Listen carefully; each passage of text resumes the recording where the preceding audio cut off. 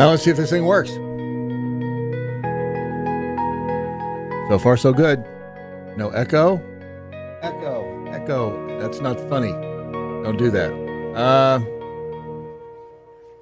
Oh, look at that. That's working too. Son of a... Wow. I love it when a plan comes together. It's WTF Wednesday, and I'm Brad Staggs, usually over at the Daily Mojo. Well, I'm technically still here at the Daily Mojo, and it's Wednesday, and everybody's been stressed. There's weird stuff happening in the world. When is there not weird stuff happening in the world? Right? So we just figured, on Wednesdays, and all I have to do is stop everything I'm doing, tell you about it, and then come over here and do What the Wednesdays. And we just watch, it's a simple concept. We just watch some stuff on the interweb, and we talk about it. We discuss it. I think that, didn't I have an open for this? Didn't I? I seem to remember that we created an open for it, but it's been so weird that I don't remember where that went. How's that for being prepared and on top of it? I thought we did. Maybe we didn't. In any event, thanks for coming along. If you're at work, if you're on your way home, whatever you're doing, like I said, no big whoop. We're just going to watch some stuff and see if it pushes any of our buttons, so to speak. By the way, it's brought to you by the fine folks, and by fine folks, I mean the fine woman, the fine doctor over at stellasmojo.com. Stella's Mojo is where you can find, let's see if I push that, you'll see Stella right there. And she's got this awesome stuff called Covita spray. And if it just boosts your immune system, so you just spritz some in your mouth and keeps your immune system up to snuff. And Dr. Stella Emanuel is the doctor behind it. She's down in Houston, and she's awesome. So anyway, if you are going to be in crowds, it's a good idea to get some Covita spray. Use the promo code DailyMojo. You'll get, I think it's 5% off your purchase at stellasmojo.com. Let's see. Anything else I need to tell you before we dive in? I don't think so. I know. I'm pretty happy because I found some cake pops at Kroger on sale for $1.83. Hey, winning. You got to take the little wins when you can get them. Is this? Should I stay far away? Do I look better? Do I look better from that distance? It's not horrible. It doesn't matter anyway because we're going over here. So I don't know if you know about, and I know Toby's going to say I'm not into that UFO stuff. Doesn't matter. This isn't technically UFO stuff, is it? It's more about missing people. And if you know about Dave Paulides, he is a former law enforcement guy, and he's been doing these videos now for several years called Missing, and Missing 411, I guess, is the whole title. But he's got like the Missing 411, the Hunters. I think he's got one on kids that have gone missing.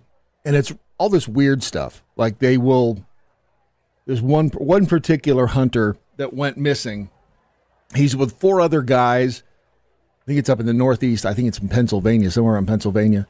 And they go off into the woods. They're they're within shouting distance of each other. One of the guys is 80-something years old. He sits down on a log and disappears. I mean, just literally, he's gone. No one saw where he went. He didn't fall into a hole. None of his clothes were ever found. Zero. Zip, zilch, nothing. Nothing was found of him. And just vanished into thin air. I mean, if you are out in the woods, there's only, 4, well, if you consider every degree on the compass a way out, there's 360 of those, plus you got up or down. So you've got, that many ways you can leave, and he didn't leave via any of them. I mean, I can't remember the guy's name. You'd think I would have if I was going to talk about it, but I don't because it's Wednesday.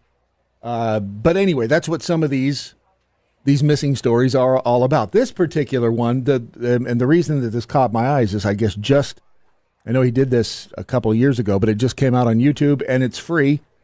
I don't know if you have to have YouTube Premium or not, but it's a free movie, Missing 401, the UFO Connection, Dave Politis. And there's a lot of hate for Dave Politis for some reason. We'll get into that, but first. And then coupled with the fact that there were shots fired at the scene, and they bring in a special weapons team. That's Dave Politis. Look familiar? You ever seen the guy before? To the area. But that wasn't it. This is the more you hear, the stranger the story gets. No, this is a guy. This is a guy who was a hunter, and he went hunting by himself. He usually went with his wife.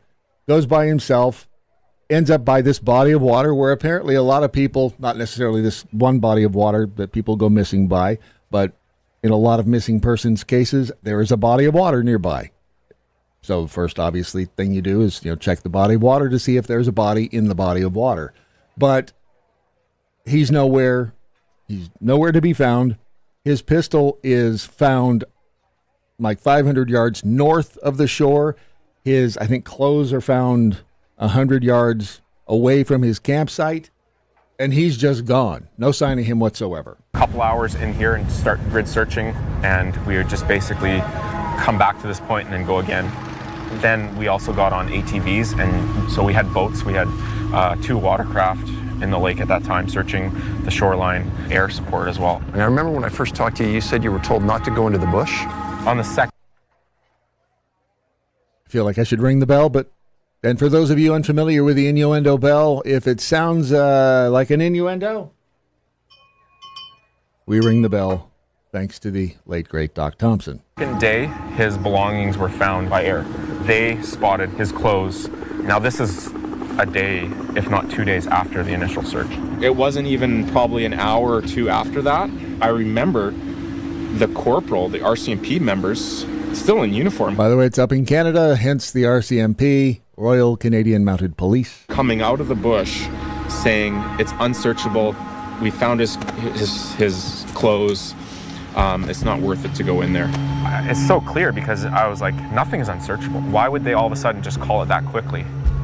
I asked Adam to show me the location where Ray's clothes were found. Strangely, there was even a worn-out search and rescue tag on a tree. This is where his clothes were probably most likely found. It's very old. It would be from that time period. The search uncovered, via helicopter, some folded items under a log in his rifle 400 yards north of his truck, right on the beach. And then over a small hill, quite a distance away, they found his pistol laying in a meadow. They would give me bits and pieces. They would call and they would say, oh, we found Ray's backpack under a tree. And then later on, they told me somewhere in a field they found his 9mm. And I thought, Ray would never leave a pistol anywhere. That's his wife. She said they were like inseparable. If they went hunting, or if he went hunting, she went with him. They were together all the time. Is there such thing as too much togetherness? Maybe. The first thing you think about is, not the first thing. Was he trying to disappear? Because when people disappear just randomly, obviously it's quite distressing to those people who are, their loved ones are close to them. But you have to ask, is there a reason he would have wanted to be gone?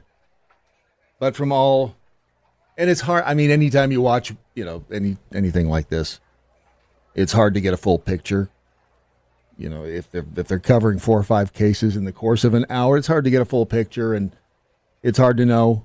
Maybe they didn't get along. They seem like they were, according to her, they got along. Love. So you're into it a few days. They found these items. I read that it was the feeling of the RCMP that he must be in the water. Is that true? As they were saying, oh, we think he must have drowned. And I thought, well, that doesn't make any sense. His boat is at the campsite, so he wouldn't have fallen off the boat. And if he was on the boat, He would have had his life jacket on. The official report says he was injured and got into the water and was trying to swim back, and that's how he drowned.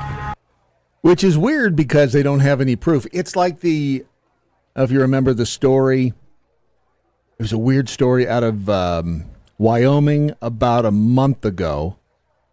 Two hunters. Let me see if I can find that real quick, because it's a weird story. Two hunters up in Wyoming. They're found dead at the base of a tree. And let's see, hunters dead. That should do it. Aha, here we go. I mean, sometimes they just, I know law enforcement has a lot to do, and sometimes you just got to call it a wrap and be done with it, according to them anyway. But like this, the lightning strike killed elk hunters, which is kind of weird because in the missing 411 UFO connection, you're going to hear about an elk. Nothing like a good elk hunt. Anyway, these hunters up in, I guess they were in Colorado, they were found dead at the base of a tree. And it was a lightning strike that killed them, according to the coroner. Even though neither of the bodies had any evidence of being struck by lightning, the tree didn't have any evidence that it had been struck by lightning, and yet they ruled it death by lightning. So, I don't know how. I mean, is it just process of elimination? Lightning strike killed two elk hunters who went missing in September in southern Colorado. Lightning might have struck a tree that Andrew Porter of Asheville and Ian Stasko of Salt Lake City were standing under, according to the coroner. The bodies were found fully clothed, didn't show any outward signs of trauma. He said determining the cause of death was a pretty tough case because in most instances of fatal lightning strikes, there are entry and or exit wounds from a massive bolt of electricity.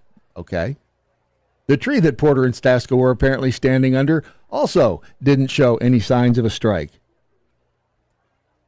The coroner said there's no way of knowing for certain what transpired, but he surmised that the electricity from the bolt that struck the tree likely traveled through the tree and into the ground, and then the conductivity through the ground is probably what killed the two men. Even though there's no evidence. But hey, like I said, they're busy and they've got stuff to do. So it's kind of the same thing with this guy who goes missing. He must have drowned. He must have taken his boat out and tried to swim back and drowned. Except there's no body and his boat was right.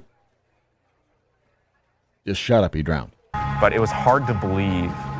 If anybody said, well, he was stripping his clothes because he had hypothermia. It wasn't raining, and it was June. That's another weird thing. People with hypothermia they're so cold that they start taking off their clothes because they're cold. It's your brain, obviously, and your body do weird things when you're subjected to that sort of an extreme. But anyway, like the guy said, it's June when this guy goes missing. So It was warm, and I was even up at 6,000 feet elevation, and I was in a t-shirt sweating. They never found any traces of any blood, animal or human. They even said it was unusual that they had that many tracking dogs. I never found a track.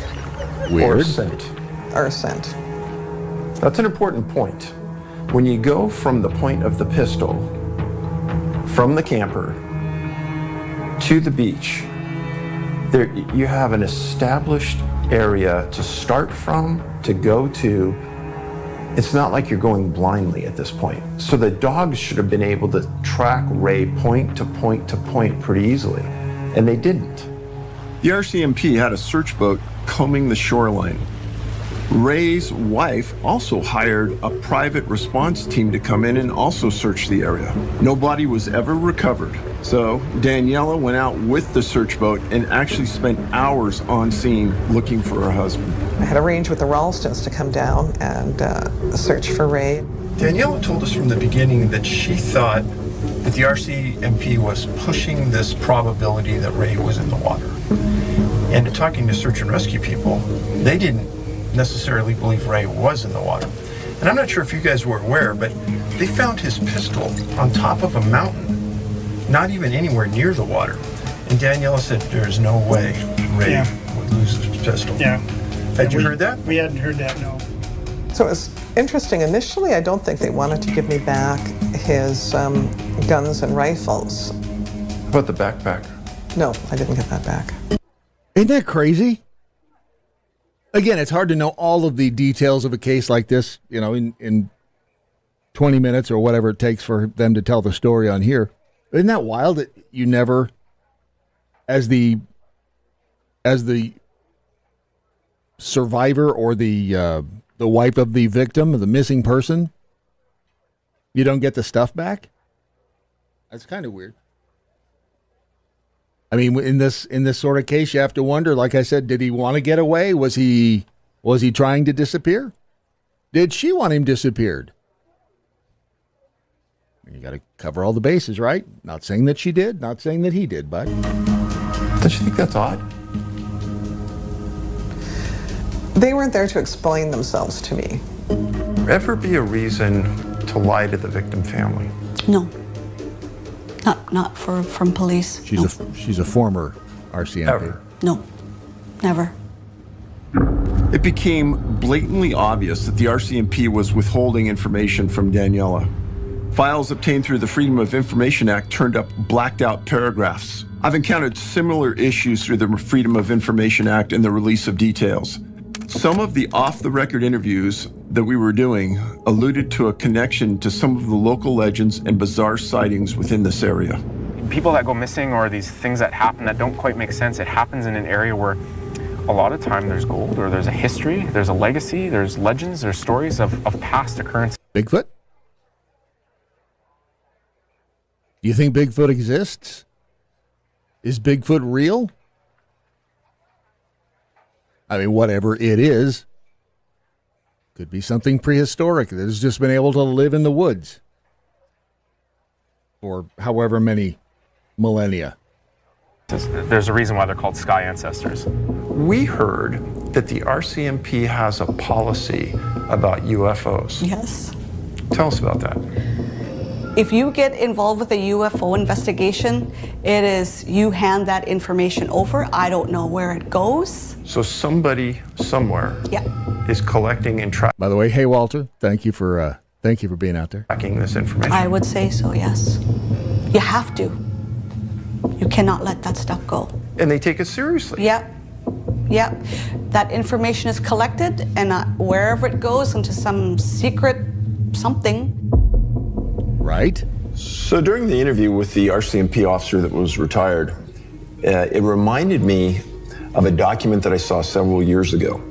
In March of 1960, the RCMP had a document that would have been classified as restricted that had to do with the Athabascan Indians seeing a UFO in the general area of where Ray Salmon disappeared. And that document, in essence, says that they saw something that we would consider today to be your standard cylindrical UFO. Standard cylindrical UFO. Hang on, let me a quick hello to all of those. By the way, in addition to being on X at the moment, we're also streaming over to the thedailymojo.com and on Rumble, the Daily Mojo channel. I think we on YouTube? Might be. Just feeling frisky today. Thought I might just branch out there a little bit. Freebie 38 is in the chat room, and if you're in the chat room, if you're new to the program, feel free to reach out and touch somebody. Once had a crazy dude take shots at my dad, uncle, and me and our dogs while hunting. My dad and uncle had overwhelming firepower. Generally, though, hunters are pretty civil and polite because, you're both armed, unless you're just some punk out there in the woods. If the crazy guy would have killed us, he probably would have gotten away with it. He probably wasn't expecting to attack a Marine and an Army MP armed with pistols and shotguns back then, right? But again, if you're a hunter out there, and maybe he didn't know y'all were armed, but I mean that's another. If this guy was out there and there were hunters in the area, because they were on an elk hunt. Why is everybody hunting elk? I mean, there's guys in Colorado that were supposedly struck by lightning that didn't show any signs of lightning strike. They were hunting elk. Elk hunts are dangerous. You can quote me on that. But there's nothing better than a good elk hunt. I will say that. I've heard, at least that's what I've heard. Camping once at a place called Fire Lake. And we were just sitting around the campfire in the evening, and Here's there's where it gets a large weird. lake, and on the other side there's a mountain. And there wasn't any logging going on at that mountain. And we're sitting there, and we could see a light across the lake. All right, this is... Saying, oh, there must be logging going on there. It looks like there's a car. Okay, this is the weird thing, because back in about 100 years ago, all right, maybe not 100, it was 35 or so, back when the Nashville Network still existed. I was doing a series on UFOs for the Nashville Network, and we were in Alabama, and it was this tiny little town in Alabama. We were in the middle of almost literally BFE, Alabama, and there was this loud noise. Actually, the mayor of the town was there with us. It was this loud noise. We looked up, and it looked like there was an 18-wheeler, a truck, big truck, driving along a road, but it looked like it was in a mountain. Look, we were looking up, we could see the mountain. It looked like there was must have been a road because we could see the truck driving on it. And the guy says, no, the mountain drops off right there. That's not a road. And we could, at that point, we saw this thing, and it had lights all along it. It was rectangular, and it sounded like it had downshifted into granny gear, so you kind of got that brrr, and you can quote me on that one, too. And the lights, we see it just kind of dip behind the trees. Brrr. It's a lot like what they saw here. Maybe that's why maybe we saw the same thing. And Ray said, that's not a car. And he goes, I know for a fact. There wasn't any logging going there. He knows all the roads, all the back hills. He's hiked everywhere. But as we're looking at this light, it's traveling very quickly and doing 90-degree turns, very unusual. So a car in the mountains wouldn't have been traveling that way. And it wasn't just a flash. We were sitting there watching this, and I remember sitting there for a good 10 minutes watching this and almost enjoying this. I thought, this is fascinating. You ever seen it? Their animation is kind of weird. I mean, it's, you got to do what you got to do to bring pictures to the words, but still, it looked a little wonky. Mind of Zoe, there wasn't any logging, but Kenny Loggins was there, right? Was he mad that Danger Zone was being used? Probably. Because everybody's. What'd I say? Didn't I say granny gear? I think I did. And E1 Guru took your harassment training today, did you? I now know how to harass people. Isn't the harassment training fun?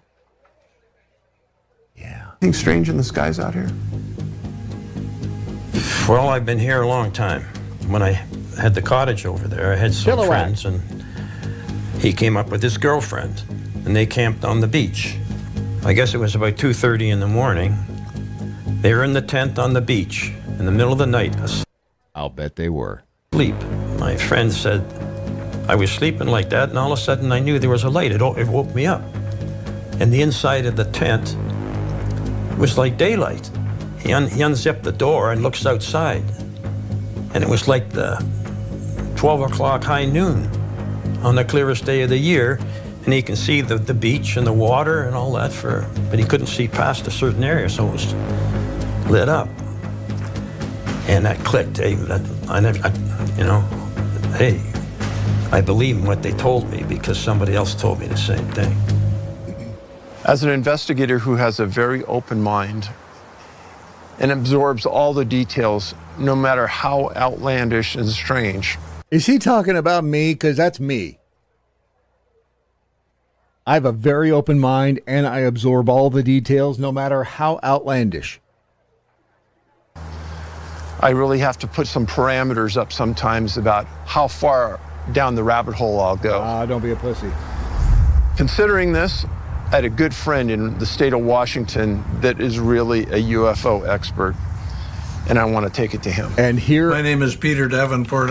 For the last 26 years, I've been the director of the National UFO Reporting Center. I have never heard of the National UFO Reporting Center. And I agree, Freebie.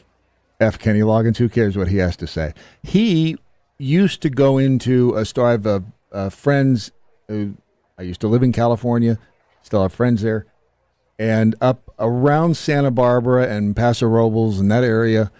I don't know if he still lives there, but he would. My friends Dana and Melissa, they worked at the Vons, I think, and Kenny would come into the Vons and he would buy food at Vons,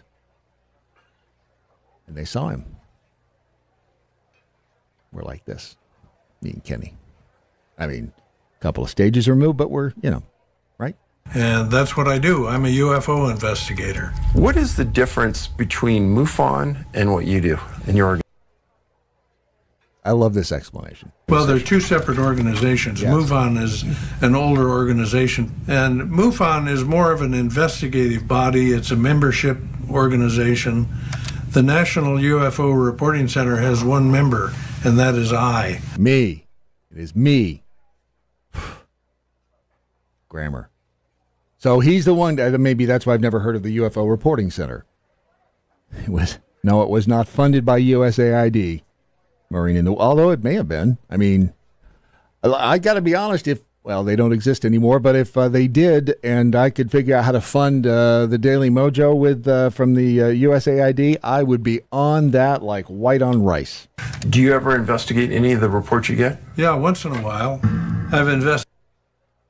I thought that was a weird response. You're the UFO Reporting Center, and and maybe that's it. Maybe that's the idea. Maybe that's the goal. There's an elk. Maybe that's the goal. The UFO Reporting Center just keeps a list of everything that's been reported to it. It's not necessarily about, investigating. But I would think if you're the only guy there, it's hard to. I get it. It's hard to investigate everything.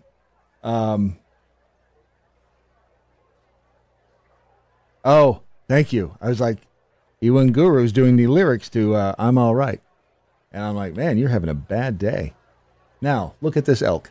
Investigated an elk abduction, and I've investigated. Wait, did he say elk abduction? Why, yes, Brad. Yes, he did. Crop formations.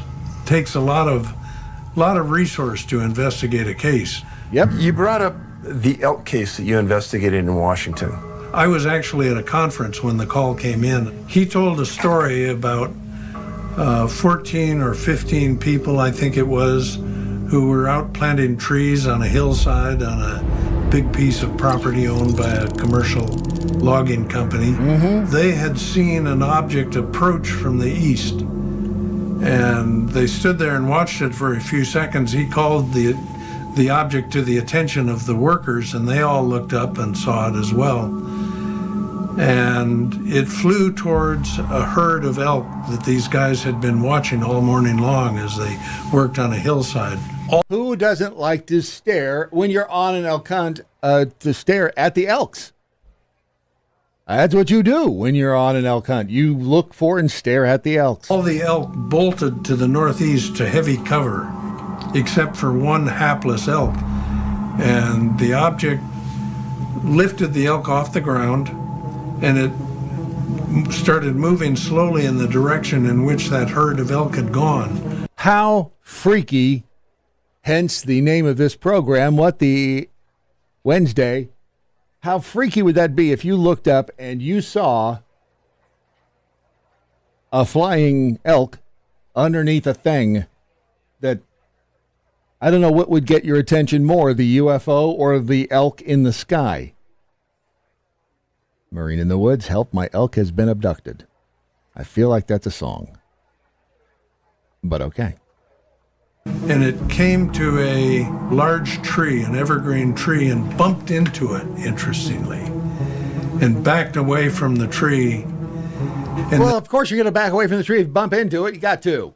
It's the only way you're going to get around the tree, because if you keep going, you're going to knock the tree over or you're going to knock the elk off. This is a weird one. I mean, it's weird. But somebody saw it happen, right? I mean, I don't know if they were drunk. I don't. If they may have been stone cold sober. And suddenly shot to the north and went over the nearest ridge to the north. I called the individual back who had made the call to the hotline and who had left a message and arranged to travel to the site. Was the company that the property was on assisting in this research? They directed question to Peter Davenport. Let's put it that way. So were they interested? Definitely. Was there one general nationality of the workers? Hispanic. Or would they speak English? No. Nobody really knew exactly what went on until we got some good translation. That's when I decided we needed to get some. Muy gigante elque. I do not know how you say elk in Spanish. Anybody? Anybody? Bueller? I want whatever, whomever it was that saw the flying elk. See, that's the thing. Everybody, okay, they were stoned. Were they? You immediately dismiss that it could actually have been some stone cold sober dudes, possibly dudettes, standing there in Washington State watching an elk be suspended by a UFO flying in the sky. I know it sounds weird, but is it impossible? No. It is not impossible. Improbable? I don't think it's something you see every day. If you did, it wouldn't be weird, right? I mean, if you saw that every day, people would be like, yeah, I saw that just the other day. Am I ignoring? Oh, nope, not ignoring. Good. Just checking. Making sure I'm not ignoring anybody. Back to the dude. Somebody that was, one, in the UFO community, and two, could translate well. And that's when I contacted Ruben down in California. I had contacted some of the workers and to arrange for us to meet. And you gained their trust too, because these gentlemen were pretty shook up. I would say they were in their late 20s, early 30s. They were married, have families, very responsible folks.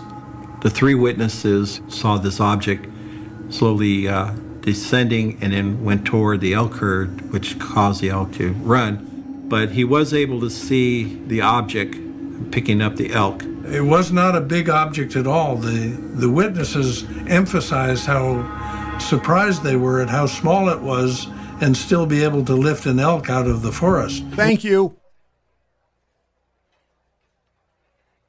Never judge a book by its cover. Just because it's a small UFO doesn't mean it doesn't have strength.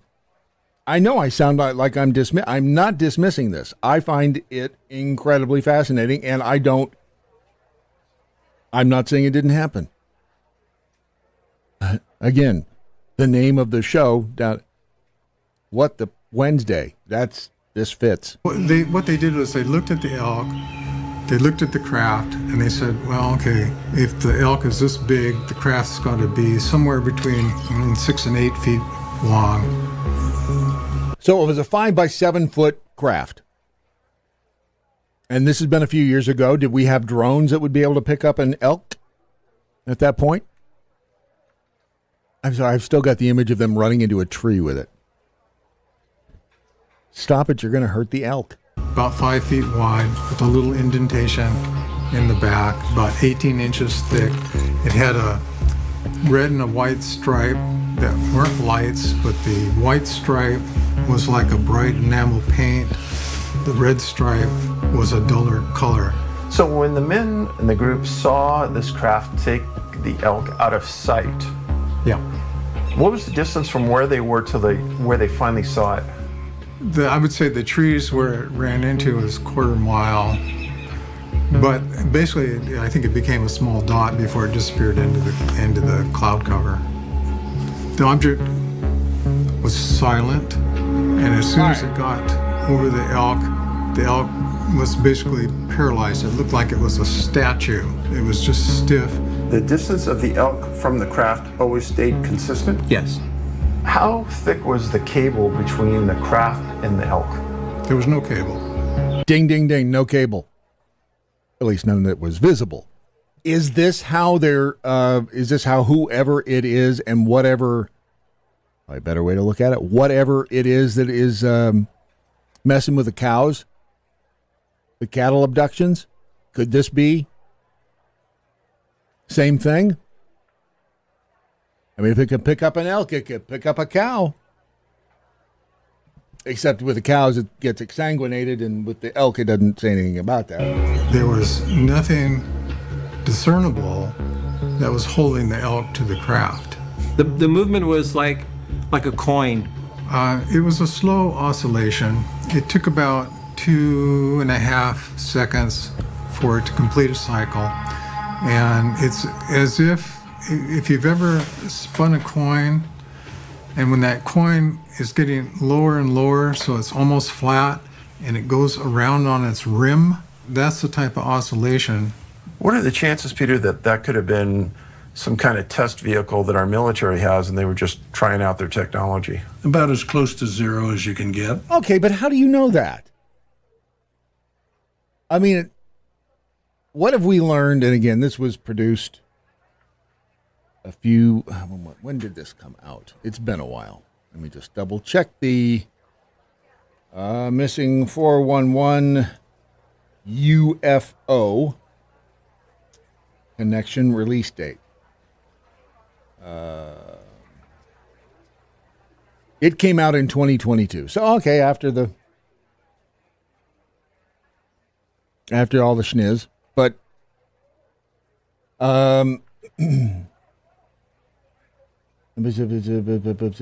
Mind of Zoe, we learned from the documentary Men in Black that some tiny aliens exist and they use human bodies when they get here. That's true. But, okay. The UFOs, if you only knew, you'd be so sad and horrified. They are living machines, so tortured. Okay. What happens if the elk farts? Bingo, that's why they cut out the butthole of the cows. I had never really thought about that, but okay. I keep clicking the things under the message box by mistake. Oh, is that why they're spinning around like that? Thank you. The Moose Lodge. What's wrong with you? Could the craft have been a helicopter? No. No sound. In your research as an investigator, is that common? Yes, many times. So in reports that we get. Just out of curiosity, 585-6963, what are the two questions not related to this podcast? And technically, I don't know if this is a podcast. This is more of just a informal get-together. Why do you want to know about the national debt? I mean, we're trying to forget about that stuff, right? We're talking about... y'all want to answer? Go ahead. I'm thinking about elks right now. From witnesses, they'll say that... By the way, the number one debtor is like the Federal Reserve, just so you know. They heard no noise at all. Did you ever go out and try to find the elk? We did. We found what we think may have been the elk. It was a dead creature by the time we got to it, but we did a cursory examination, could find no bullet holes, no arrows sticking in it, no wounds. It had good teeth.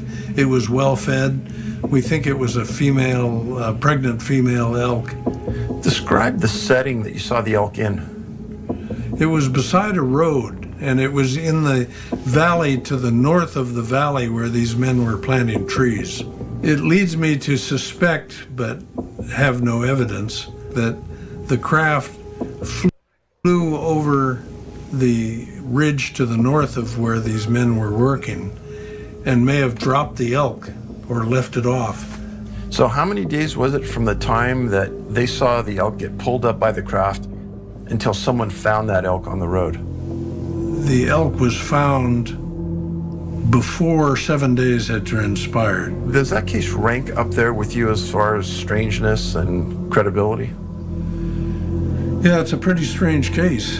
It's not every day that witnesses see a UFO, what we presume was a UFO, an alien spacecraft, lift an animal off the ground and fly off. I would agree. That seems like a pretty weird thing to have happen. So where did there's a subreddit on this particular documentary, I guess. I mean, it's a documentary. And people, they criticize Politis they say he leaves a lot of stuff out. I don't know if he does or not, and I've always liked his documentaries. But there's so much, a lot of people just dissing on Politis. A lot of hate of him. There's a lot of hate. There's a lot of hate for him out there. Even organized campaigns to discredit him and or the 411 concept as a whole. Pretty wild. Astonishing Legends podcast did a few shows about it, which I recommend. This is somebody in a subreddit. Absolutely are details of certain cases which he either missed or omitted on purpose, some of them innocuous, some not so much. I think it's fair to look at him as a starting point for some strange disappearances and to look into them further if they seem interesting. I would agree. Generally, that's what I'll do. I'll watch like the one on hunters, then you go back and you start researching it for yourself and finding out if there is something that wasn't included in the documentary. I think Politis, at least he comes across to me as a guy who wants to find out what's going on. It's pretty easy to sit back in your chair and to criticize somebody and, call them names and say they're a fake and a phony and a fraud. But he's out there spending his money, and maybe he's making buku dollars on these documentaries. I don't know. That would be, enough incentive just to keep doing them. But he seems to give a crap about, at least helping to find these people. I may be wrong, but I may not be. Off with it. That's pretty unusual by any measure. Were any of them concerned that, hey, maybe one of these things should come over and take me? Yeah. Did they voice that concern? Yes, they did. Some weren't quite sure if they wanted to go back to the woods and work again. I'd be a little... Listening to his voice, and I could really see... Okay, that was a freaky transition. I don't think I'm high. Hang on. Watch this guy. They transitioned in the middle of his interview there. And they didn't use a dissolve or anything. They used this. Some weren't quite sure if they wanted to go back to the woods and work again. Listening to his voice, and I could... Okay. Is that... I was just, I edited video and that was a weird... It was like an X-Files it was like an X-Files where they, the monster transitions into some other monster. That was kind of random and out there. Listening to his voice, and I could really see... Kudos. You know what? Kudos for not just putting a random dissolve in there. Good for you. That's made me stop. The actual event that's happening to him as he's describing it. And he was shook up about it. Is he emotional? From what I recall, he had a hard time sleeping for several days after he saw that. His words were whether it was something prehistoric or it was something extraterrestrial. So when you heard that this elk was taken and you heard the witnesses, at the end of the investigation, what was your belief? Credible? Incredible? Borderline? It was credible. Everyone was credible. No one appeared to be wanting to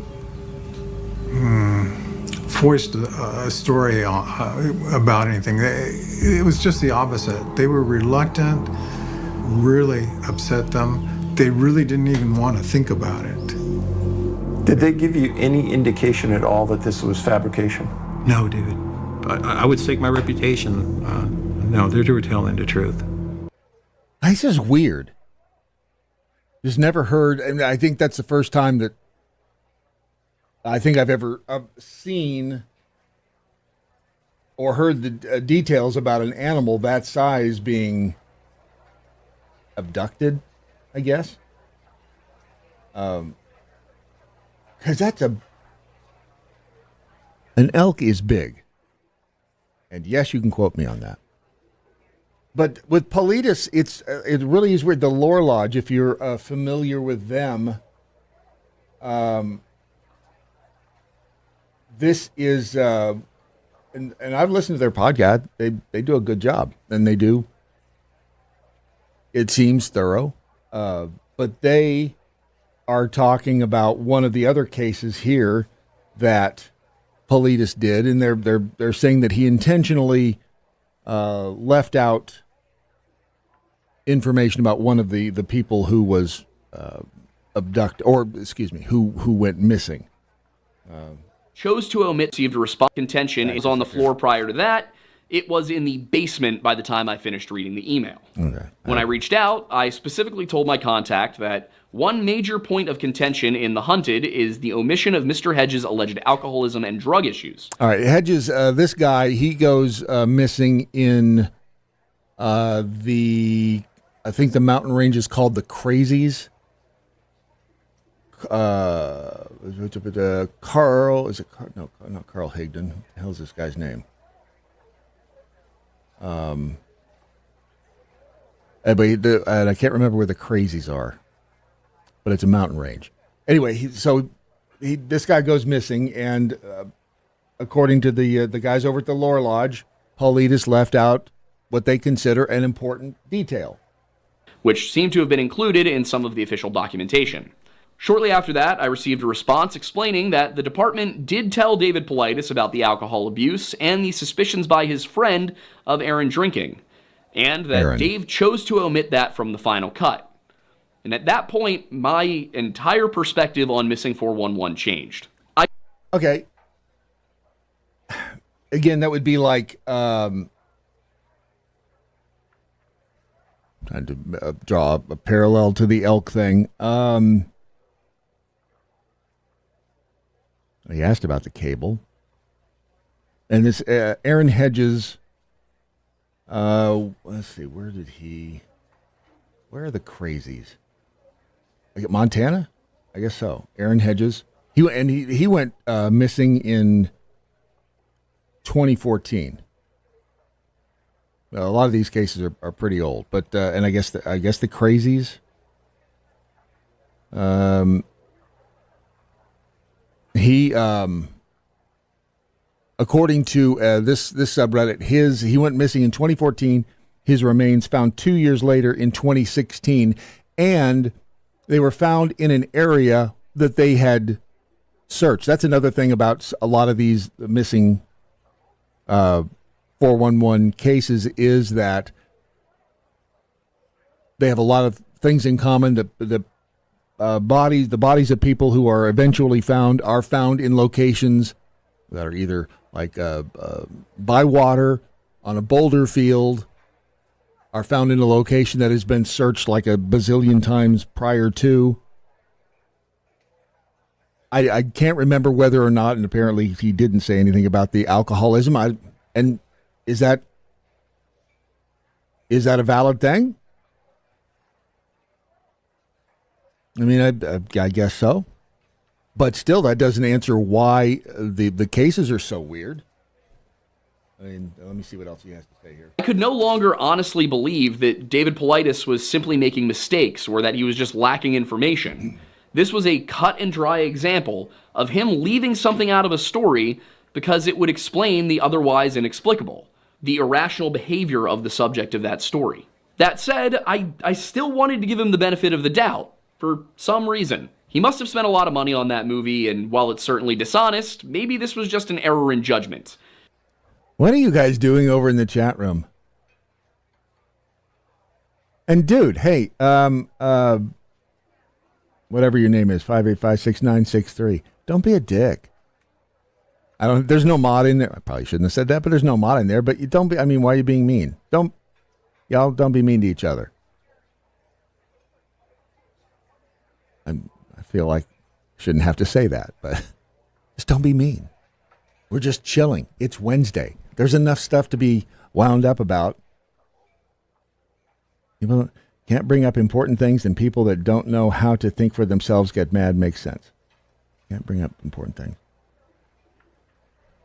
Relax. Have another hit. Chill. Maybe he was choosing to risk a little bit of credibility if that meant people would turn their attention to all of the other strange stories, and in doing so, force the higher authorities like the FBI and the National Park Service to divulge whatever it was they might be hiding. See, that's the other thing. Are they hiding stuff? And if you haven't seen any of these, if you like mysteries, and I mean, who doesn't after all, right? I think Politis does a good job. And again, when you watch them and when you start to form your own opinion as to what happened, you should do some research on your own, because you're not going to find out everything from one documentary. All evidence was in the suburb. Aaron had been prescribed medication to help with the withdrawals, but the prescription bottle was found. It appears he was not taking it. Anyway, it's please be civil. If you're going to tell others, it's funny how fast people, I guess, are just on hair triggers these days. I don't know what it is, but that seems to be the case. No? Okay, just don't be mean. Poof, you're a mod. Oh, sorry, E1. You're all right. There's a mod. All right. Well, but here I am trying to be not overlording. I'm just trying to make sure everybody gets along. Not that everybody's going to get along. You can cause trouble. I'll just call you 63 for short, but just, y'all just be nice to each other. Do not make me stop this car. You don't want that. I don't want to stop the car. You don't want me to stop the car. Now, see, I lost my train of thought. But as I looked into more and more cases, that facade crumbled into dust. Oh.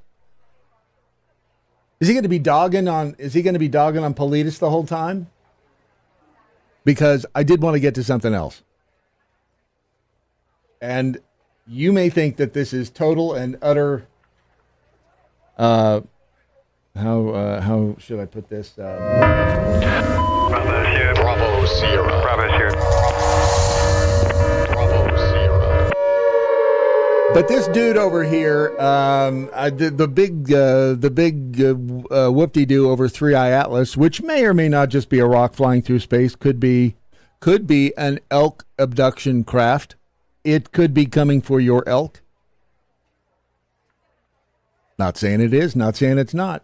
But somebody, and I don't know who, did a good job at putting together what appears to be some CGI, and a lot of the channels out there just hopped on this like you wouldn't believe, and it's all for clicks. I know, that's it. Everybody does stuff for clicks. I'm doing this for clicks, aren't I? Or is it just because I like you and I want to spend time with you? You ever thought about that? You ever thought that my motives might be pure? Lord knows I'm not doing it for the money. Anyway, this is one of the guys that is suggesting that 3i Atlas is a ship and that there's new video to prove it. Wait until you see the video, and it's thing is not just a rock. A whole civilization is just coming our way. That is some awesome CGI-ish. Wait, this is the latest 3i Atlas. I thought that 3i Atlas, we couldn't see it, but that looks really... You can clearly see that this is not a joke at all. A whole colony. We thought this was just a meteor or a comet. Yeah, everybody thought, why it's so glowing? So I have a sudden hankering for curry. Maybe some chicken. I do love some curried chicken. So far away. When it turns out to be coming closer and closer to Earth, this is how it looks. In what angle does that look like a comet? Let me... I'm trying to... Is that... Close Encounters. That's like a stripped down model of the Close Encounters model without all the spires and stuff on it. Okay? This looks like a whole region of alien forces just coming our way. Is this Which is, if it is a whole region of alien forces coming our way, we are in deep Bandini, because that thing... Why would you need that many lights? I mean, I know it's dark in space. I get that. But that's a lot of lights. really the end? Let's find out. Okay, this thing is a still conspiracies. Take it easy. Yeah, world is not gonna be ending pretty soon. We know, but this thing is Hold on, I feel I need to credit this dude. Desmond. Desmond is the YouTube channel, and hey, good for you, Desmond. He's got like 17,000 views on this video. More than I get. I'll coattail the hell out of you, too. Massive UFO mothership. He says, shocking 3-eye Atlas footage reveals a massive UFO mothership returning from deep space, leaving scientists speechless and viewers terrified. At this point, not much scares me. A giant elk over my head might scare me, but actually kind of creepy, bro.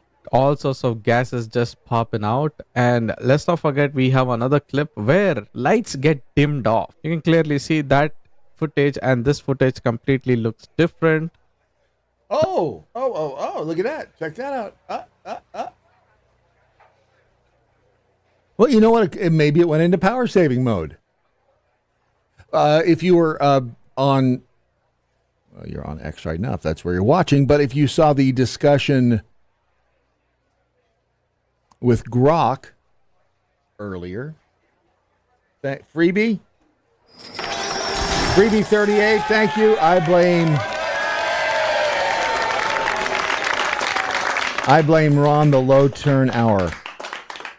Okay, it's a space turd, Marine in the Woods. I am bent. My knee, my back is hurting. What are you guys?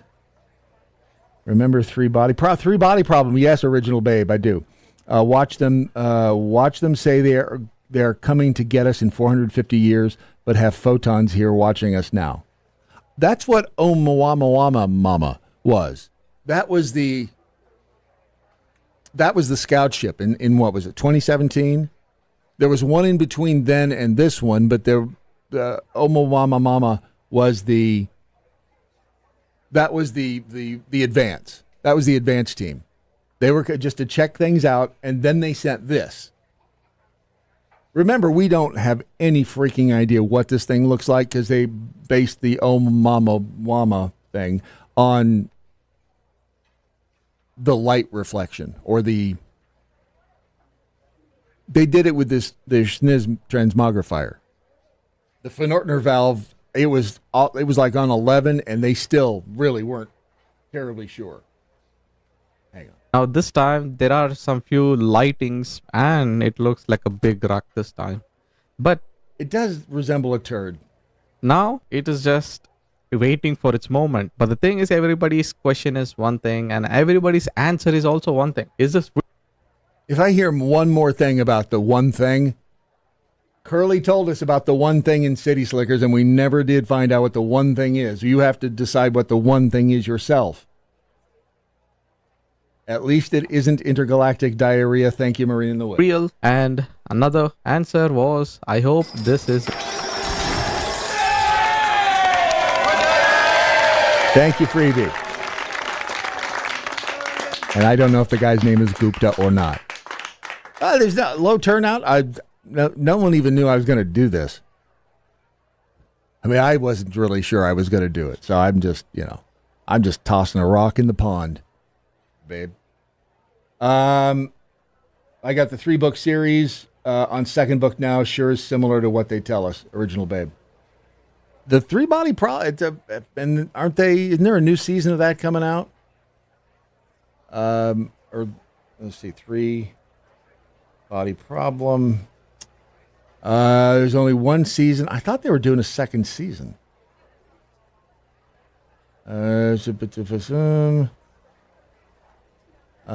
Season 2. To see if it's Three Body Problem Season 2 is in production with a release date not yet officially announced by Netflix, but a late 2026 premiere is considered likely. Production began mid-25 with new cast members like Alfie Allen, Claudia Dumit, and Ellie DeLange joining the ensemble. The second season expected to delve deeper into the concepts from the books, such as the dark forest theory. That's where you don't want to be running into the dark forest yelling at the top of your lungs that you're out there, because Robin Hood and the Band of Merry Men could be hiding behind the trees and they're going to take you out. They're going to elk you. They're going to... You haven't seen an elk hunt until you've seen what they're going to do to you in the dark forest.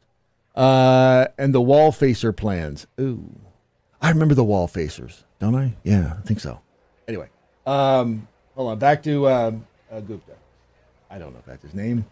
Real. Let me know your thoughts, because this is amazing. The 3i Atlas is going pretty viral everywhere. Surely he knows that is not right. I mean, because that's not real. I mean, it doesn't look real. I mean, this guy's standing by a satellite dish, so maybe congressional hearing yesterday, and they released satellite dish. I've got like a minute left on my satellite time. new footage and new evidence. Now, this isn't the first hearing they've had. This has been going on for a while, but it hasn't been taken seriously. I'm sorry when you do stuff like when you show me that it's got more lights than the Death Star on it, which I don't know if you caught on to mainstream. Stop it. If you have a chance, watch it. It's on YouTube somewhere. The documentary on how they built, how they created and built and lit the Star Destroyer from Star Wars, the original, when they were still doing models and not CGI, but when they built the practical little miniature ships for Star Wars, and they used freebie. Thank you. Another $1. I feel like a stripper. Thank you for the tip, freebie. Appreciate that. And I don't know if he owns a 7-Eleven or not. Ask Joe Biden. Anyway, fiber optics. So anyway, when they were building the Death Star and the Star Destroyer, Lord Vader's ship, they had something crazy like 10,000 windows they had to light. So all of those little fiber optics, all those little cables they had to run, it was amazeballs I could not do that. I mean, that's just that many little fibers that would drive me insane. All right, so I'm pretty much out of satellite time, and I don't have any more quarters. So this is probably a good time to say we'll do it again. I'd like to sing you a little song before I go, except I'm not going to do that. If you aren't familiar, I'm Brad Staggs, your lovable, huggable host. And you can find me tomorrow morning at the Daily Mojo. I may be wearing a G-string. One never knows, does one, E1 Guru. But thank you for spending a little time. Hope it was worth it. We had a little bit of fun. I don't know where 63 Dude went, but everybody just get along. We all need to learn how to just get along. We'd all take a joke, make a little fun of each other, especially that one guy. But we're going to have to figure this out together at some point. So, mañana, more of the Daily Mojo, and then next week we'll do it again. The good Lord willing and the creek don't rise. This is What the Wednesday. Thank you from the heart of my bottom.